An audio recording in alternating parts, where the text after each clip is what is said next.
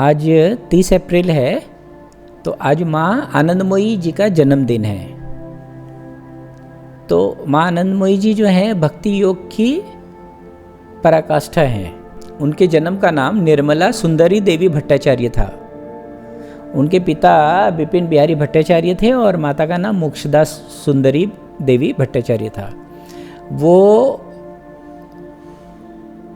केवड़ा ब्राह्मण भारिया जिला से थी, जो अब बांग्लादेश में है, अब वो भारत में नहीं है। उन्होंने बहुत पढ़ाई लिखाई नहीं की, प्राइमरी में मेरे ख्याल से 2-4 कक्षा तक ही गई। हाँ, उसके बाद उनका 12 साल के उम्र में ही विवाह हो गया रमणी मोहन चक्रवर्ती जी से। उनका नाम फिर उन्होंने सन्यास का नाम माँ ने खुद ही भोलानाथ कहा, तो भोलानाथ के नाम से लोग जानते हैं। तो लेकिन शादी तो हो गई थी 12 साल में, लेकिन हम सब जानते हैं ना, शादी होने के बाद तुरंत जो है वो ससुराल नहीं जाया करती थी, है ना। 2 साल, 5 साल, 7 साल, 10 साल के बाद जाती थी। तो ये भी 5 साल बाद 17 साल की उम्र में अपने पति के घर गई। तो 17 साल की उम्र तक आते आते इनको कुछ होने लगा। लोग तो हिस्टीरिया कहते थे। वो ट्रांस में चली जाती थी। जब भी कीर्तन करने बैठती थी ना, वो खो जाती थी और लोगों को लगता था कि इनकी तबीयत खराब है, लेकिन थोड़ी देर बाद ही वो बहुत सामान्य हो जाती थी और उनकी जो बातें हैं फिर वो बहुत समझदारी के निकलती थी। बाकी लोगों को तो लगता था कि इनको हिस्टीरिया की बीमारी है, लेकिन उन्होंने इस बीमारी को नाम दिया, खुद के इस अवस्था को उन्होंने नाम दिया भाव रोग। तो लोग बोलते हैं आपको क्या हो जाता है? बोलते हैं मुझे भाव रोग हो जाता है। तो ये जो भी मास्टर्स हैं, जैसे रामकृष्ण के लिए भी ऐसे ही कहते हैं लोग और बाकी लोगों के लिए भी ऐसा कहते थे।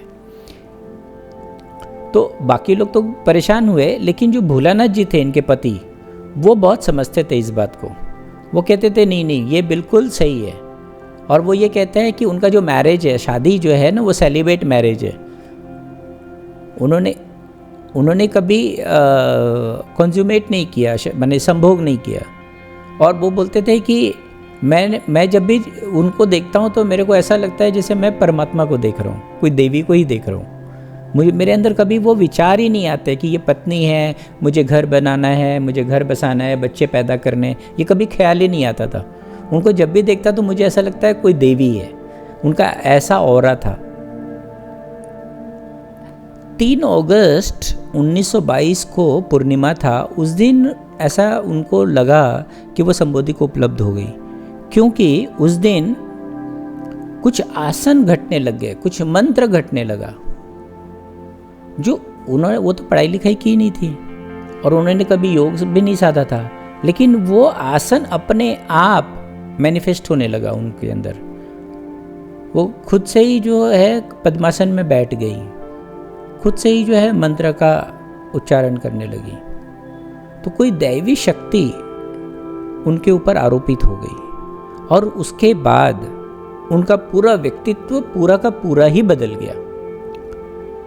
उसके बाद तो वो कीर्तन करती और खो जाती, लेकिन उनके कीर्तन में जो भाव उठता, लोगों को जो ऊर्जा का संचार मिलता, वो बिल्कुल ऐसा था जैसे कोई देवी उतर ही आई है। तो ज्योतिष चंद्र राय एक थे, वो सबसे पहले उनके शिष्य हुए और उन्होंने ही इस अवस्था को देखा और उन्होंने ही फिर इनका नाम माँ आनंदमयी रखा। उन्होंने तो कोई किताब लिखी नहीं, क्योंकि पढ़ी लिखी तो थी नहीं, लेकिन वो जो बोलती थी एक एक बात लिखने जैसी थी। तो उनके जो भी शिष्य हुए उन लोगों ने लिखना शुरू किया, जो वो भी बोलती थी वो सब लिखे गए और फिर वो किताबों में कंपाइल्ड हुआ और वो प्रसिद्ध हो गई। प्रसिद्ध होने के बाद गोपीनाथ कविराज जैसे संस्कृत के विद्वान, हाँ, वो उनके शिष्य हुए। उदय शंकर जी जो प्रसिद्ध नृत्य कलाकार थे, वो उनके शिष्य हुए। फिर उन्होंने बनारस में एक आनंदमयी संघ बनाया सारे शिष्यों ने मिलके, और पहले ही दिन 5000 लोगों ने उसमें हिस्सा लिया।